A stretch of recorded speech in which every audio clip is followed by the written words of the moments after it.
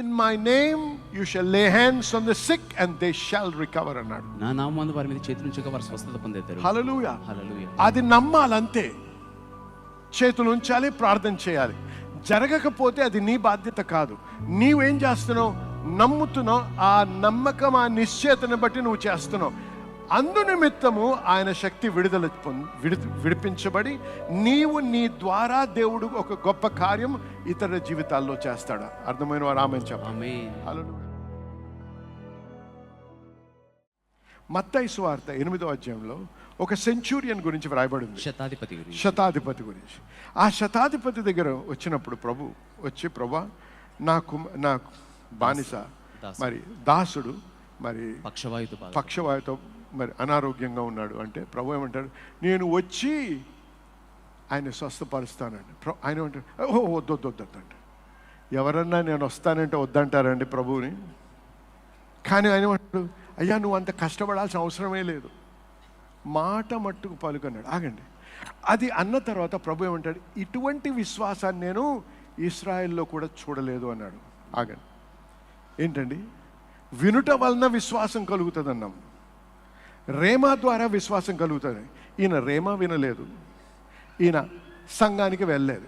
ఇశ్రాయేలుడు కాదు, సినగాగ్కి వెళ్ళడానికి, సమాజ మందిరానికి వెళ్ళి ప్రతి శనివారం సమాజ మందిరానికి వెళ్ళి వాక్యం చదివినప్పుడు విన్నటువంటి వ్యక్తి కూడా కాదు. ఇతను సెంచూరియన్ అంటే రోమన్ పర్సన్, రోమా అధికారి. ఆయనకి మరి ఈ సంఘానికి ఏమీ సంబంధం లేదు. ఆయనకి, ఆయన విశ్వాసానికి, ఆయన పెంపకానికి, వాక్యానికి ఏమీ సంబంధం. కానీ ఒక మాట అంటాడు, నువ్వు మాట మట్టుకు పలుకు ప్రభా, ఇది జరుగుతుంది అంటాడు. వినండి ఇక్కడ.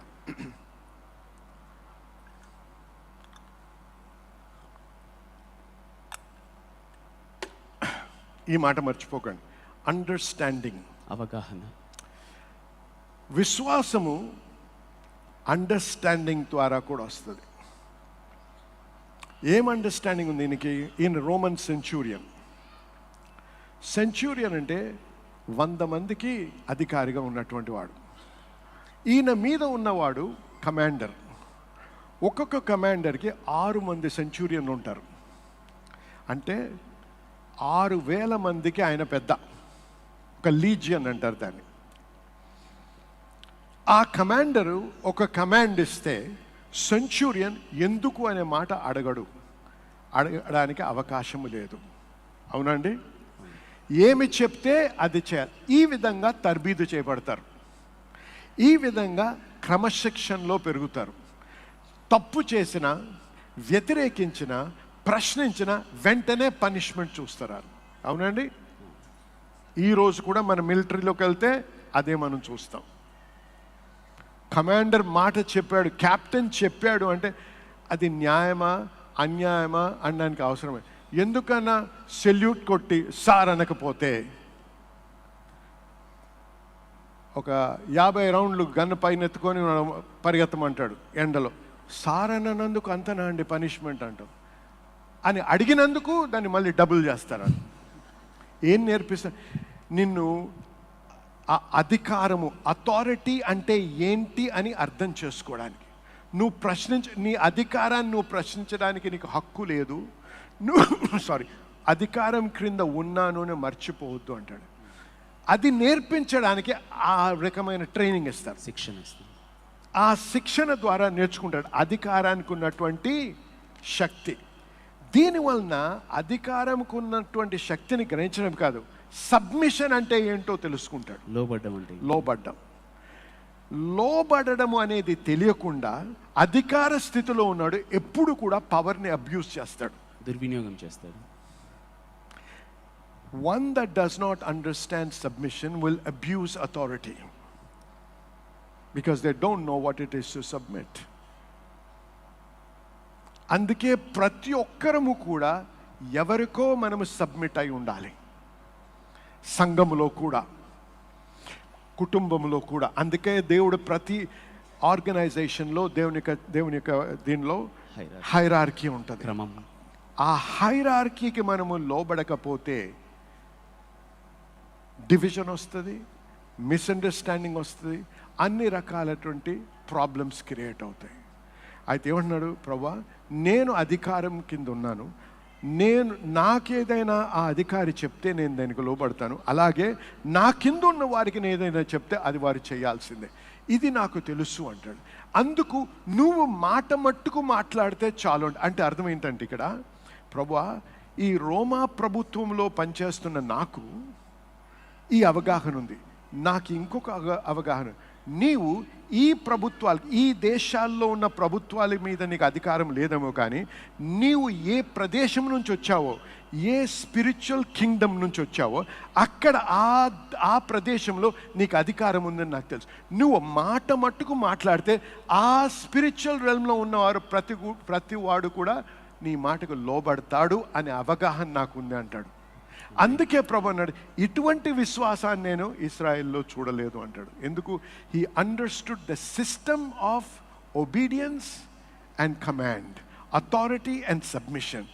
మనము కూడా దేవుని ఏమన్నాడు, in my name you shall lay hands on the sick and they shall recover అన్నాడు. నా నామమున వారి మీద చేతులు ఉంచగా వారు స్వస్థత పొందేతారు. హల్లెలూయా, హల్లెలూయా. అది నమ్మాలంతే, చేతులు ఉంచాలి, ప్రార్థన చేయాలి. జరగకపోతే అది నీ బాధ్యత కాదు. నీవేం చేస్తున్నావు? నమ్ముతున్నావు, ఆ నమ్మకం, ఆ నిశ్చయతను బట్టి నువ్వు చేస్తున్నావు. అందునిమిత్తము ఆయన శక్తి విడిపించబడి నీవు నీ ద్వారా దేవుడు ఒక గొప్ప కార్యం ఇతర జీవితాల్లో చేస్తాడు. అర్థమైన వారు ఆమేన్ చెప్పండి. హల్లెలూయా. కాబట్టి ముగించుతూ ఏమన్నానంటే, మీరు ఏ పరిస్థితిలో ఉన్నా, ఎటువంటి ఓడిపోయిన స్థితిలో ఉన్నా, ఎంత గొడ్రాలు స్థితిలో ఉన్నా, ఎటువంటి సమస్యలో ఉన్నా మీరేం చేయాలండి? జయగీతం ఎత్తి పాడాలి అన్నాడు ప్రభు. ఎందుకు? ఎప్పుడు వినండి, ఇక్కడ ఇది ఒక స్పిరిచువల్ మర్మం, ఇది ఆత్మీయ మర్మం. ఎందుకు? ఇది మన మనసుకు అర్థం కాదు.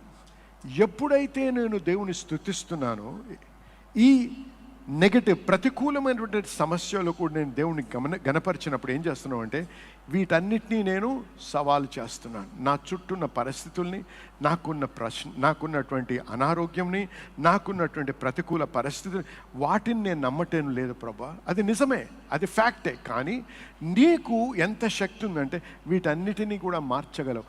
కాబట్టి ఇది జరగక ముందే, ఈ యొక్క ప్రాంతంలో, ఈ డైమెన్షన్లో ఇది జరగక ముందే అది జరిగింది అని నువ్వు చెప్పావు. కాబట్టి ఆ నమ్మకము, విశ్వాసాన్ని బట్టి, ఆ నిశ్చయతను బట్టి నేను నిన్ను స్తుతిస్తున్నాను ప్రభువా. హల్లెలూయా, హల్లెలూయా, హల్లెలూయా, హల్లెలూయా. ఏమంటాడు?